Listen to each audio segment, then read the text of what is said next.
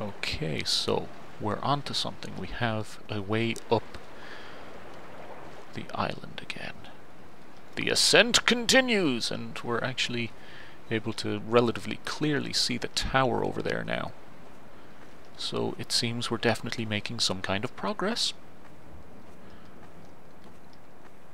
How much longer it'll take to get there now, that's the thing entirely.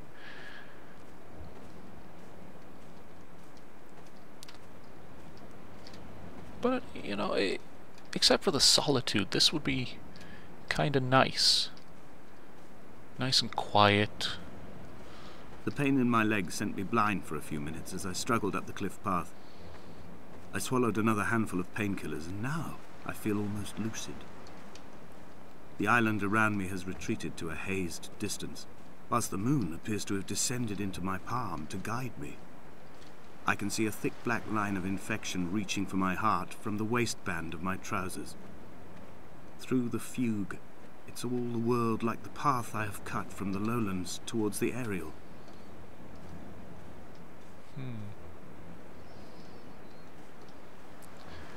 Yeah, it looks like the lights kind of gather down here. There's another one up on like a little ridge there that I think we could possibly get to. But it seems like the main light is down here. And I suppose that's the one we should follow, with it being nighttime and all. I've begun my voyage in a paper boat without a bottom. I will fly to the moon in it.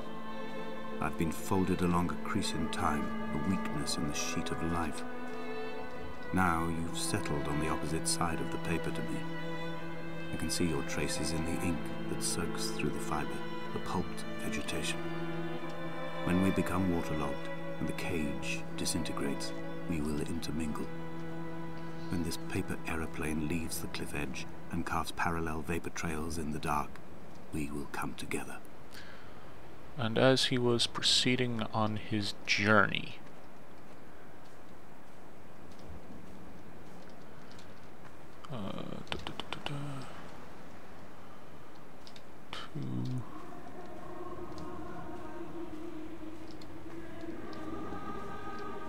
and was come near to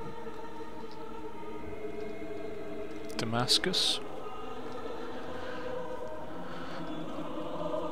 You know, I know this is like direct quotes from something, but I'm not in any way religious in any way, shape or form, so I don't know. If only Donnelly had experienced this, he would have realized he was his own shoreline, as am I. Just as I am becoming this island, so he became his syphilis, retreating into the burning synapses, the stones, the infection. And he was 3 days without sight.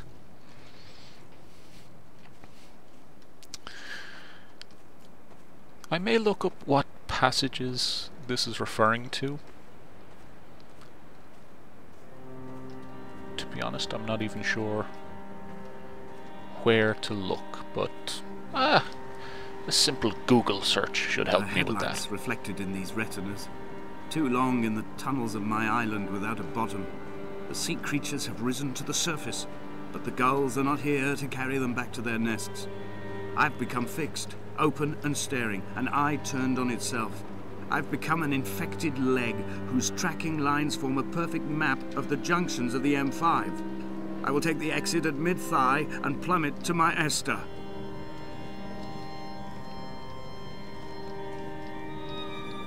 This looks like a World War II bunker.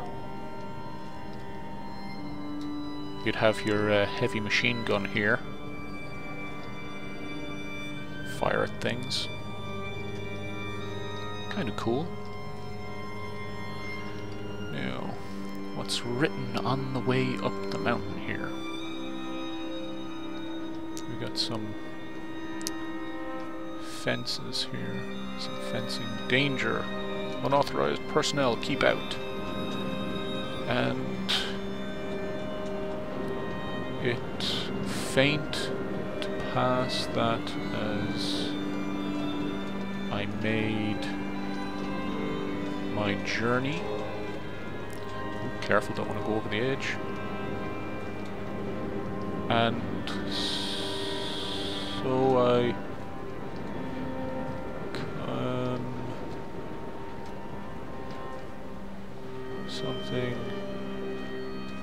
something Damascus, and then God knows what the hell that was, something noon. Wow, this is difficult to get up. I'm not even going to try and read that anymore. It's just kind of really awkward. And like I said, it's... A gull perched on a spent bonnet, sideways, whilst the sirens fell through the middle distance and the metal moaned in grief about us. I'm about this night in walking. Old bread and gull bones. Old Donnelly at the bar gripping his drink. Old Esther walking with our children. Old Paul as ever. Old Paul. He shakes and he shivers and he turns off his lights alone. Like I was saying, it's a direct quote of something, so I mean, if anyone really cares, they can just Google it and read it for themselves and see exactly what it says. But it's something about Damascus being destroyed, and some prophet went to see it or something. I don't know. I think I've heard mention of it before in relation to something else. But, like I said, I'm not religious, so I don't know. I just haven't the foggiest at all. But we're definitely up in the unauthorized area. Up at the radar tower. Whatever's going on up there. We will leave twin vapor trails in the air, white lines etched into these rocks.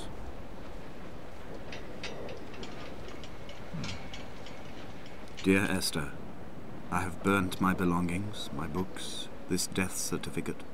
Mine will be written all across this island. Who was Jakobsen? Who remembers him? Donnelly has written of him, but who was Donnelly? Who remembers him? I have painted, carved, hewn, scored into this space all that I could draw from him. There will be another to these shores to remember me. I will rise from the ocean like an island without bottom, come together like a stone, become an aerial, a beacon, that they will not forget you. We've always been drawn here. One day the gulls will return and nest in our bones and our history. I will look to my left and see Esther Donnelly flying beside me. I will look to my right and see Paul Jakobsen flying beside me. They will leave white lines carved into the air to reach the mainland, where help will be sent.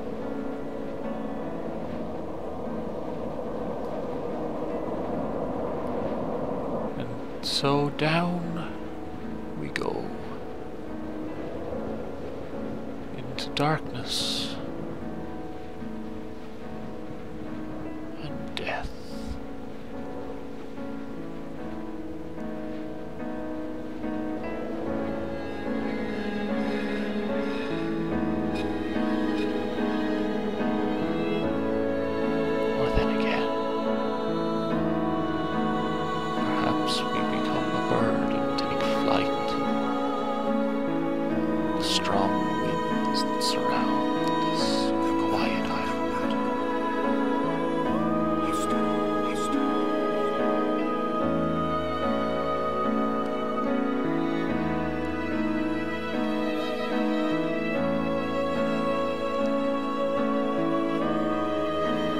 It is, you know, really nice looking.